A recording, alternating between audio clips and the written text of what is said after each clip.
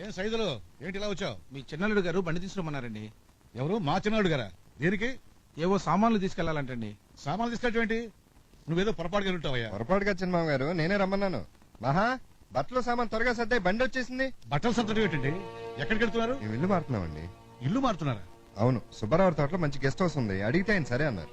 అదేంటి అల్లుడు గారు, లంకంత కొంపౌండ్గా మీరు వేరే ఇంటికి వెళ్ళాల్సిన అవసరం ఏంటి? ఆయన ఇక్కడ మీకు వచ్చిన లోటేంటి? నాకు ఇక్కడ నచ్చలేదండి. ఈ కొంప కంటే శనివారం సంత బెటర్. ఈ జనాలు ఈ గోళ నా వల్ల కాదండి. అవును, మీ ఇద్దరు కొత్తగా పెళ్లైన వాళ్ళు అనుకున్నారా, వయసుడికి పోయి కాటికి కాలు చెప్పుకున్నాం అనుకున్నారా? ఏకాంతంగా ఉన్నవారు మనశ్శాంతిగా బతకనివారు. ఒకడేమో బాబాయ్ అంటాడు, ఇంకోటేమో బావగారు అంటారు, ఇంకోటేమో ఇంకోటి అంటారు. చిచి, అసలు ఈ పిల్లల్ని చూస్తాను నాకు పిల్లలు కన్నా ఇంట్రెస్ట్ కూడా పోయింది. అంత చిరాకు తెప్పించారు. నువ్వేంటి ఇంకా చూస్తున్నావు? రెడీ? ఎవరిని అడిగి మీరు ఈ నిర్ణయం తీసుకున్నారు? ఎవరిని అడగాలే? నన్ను అడగాలి. నువ్వు ఉండమ్మా. అదేమిటి బాబు అలా మాట్లాడుతున్నావు? ఏంటి ఆప్యాయత అనుబంధాలు నన్ను బందీని చేశాయన్నావే, ఇంతలోనే ఇల్లు నీకు చెరసాలైపోయింది. అవును, నాకు ఈ జైలు శిక్ష నుంచి విముక్తి కావాలి. కొన్నాళ్ళైనా నా పిల్లలతో హాయిగా సుఖంగా ఉండాలనుకుంటున్నాను. అందుకే వేరే కాపురం పెట్టాలనుకుంటున్నాను. కాపురం అంటూ జరిగితే ఇక్కడే జరగాలి. నేను మాత్రం ఈ ఇంట్లోంచి బయటికి రాను. ఈ ఇంట్లో మనం చేసేదాన్ని కాపురం అనరు. సంతలో ఎవరో కాపురం చేయలేరు. అంటే వీళ్ళంతా చేసేవి కాపురాలు కావనని ఉద్దేశం? మిగిలిన వాళ్ళ సంగతి నాకు అనవసరం. నువ్వు వస్తున్నావా లేదా ముందని చెప్పు. మా అమ్మ నాన్న వదిలి నేను రాను. నీకు నేను ముఖ్యమా, మీ అమ్మ నాన్న ముఖ్యమా? నాకు మా అమ్మా నాన్నలే ముఖ్యం. వాళ్ళు నాకు జన్మనిచ్చారు. వాళ్ళంటే నాకు ప్రాణం. అంటే నాతో నీకు అవసరం లేదా? లేదు. అయితే నేను ఇక్కడి నుంచి వెళ్ళిపోతాను. అది నిర్ణయించుకోవాల్సింది మీరు. మాట్లాడకండి. అయితే నా నిర్ణయం కూడా విను. నిన్ను మీ వాళ్ళని శాశ్వతంగా వదిలి వెళ్ళిపోతాను. ఇంత మాట అన్న తర్వాత కూడా పడుంటానికి నేనేం చవటం కాదు. Good bye. ఆయన నాగమన్ తమ్ముడు.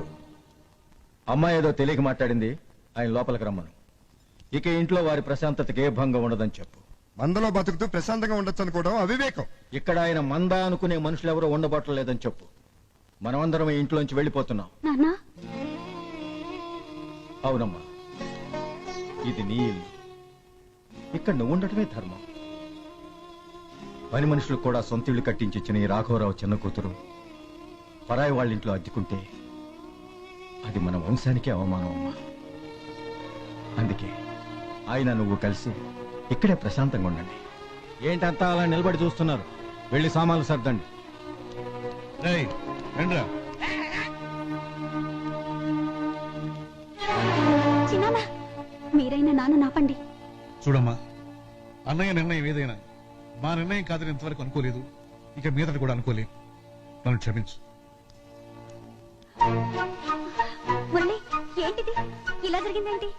ఏముంది, మనం బొమ్మ అనుకుంటే బొరుసైంది. వాళ్ళని ఎలాగైనా ఆపు మురళి. ఎలా?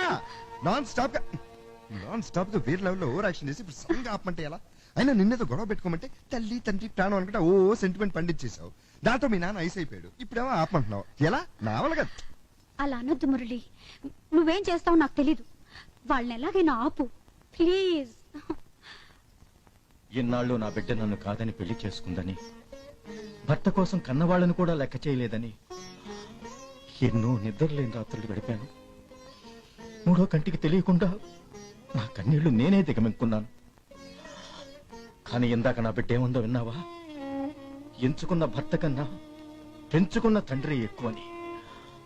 అది చాలమ్మా, నాకు చాలు. సామాన్ లోపల పెట్టండి రా. పెద్దయ్య గారు బండిలో ఎక్కించమన్నారండి. చిన్నయ్య గారు నేను చెప్తున్నాను, లోపల పెట్టండి. చెప్తుంటే అర్థం కావట్లేదా? వెళ్ళండి. అదేంటి అల్లుడు గారు? నాకు అర్థం కాక అడుగుతున్నాను. ఎవరి పాటికాలు త్యాగం చేసి వెళ్ళిపోతే దానికి అర్థం ఏమిటి? నాకేదో మాయరాగం దాపరించి మిమ్మల్ని అందరినీ హింసించి బయటికి గెంటేశాన్ని 10 మంది అనుకో.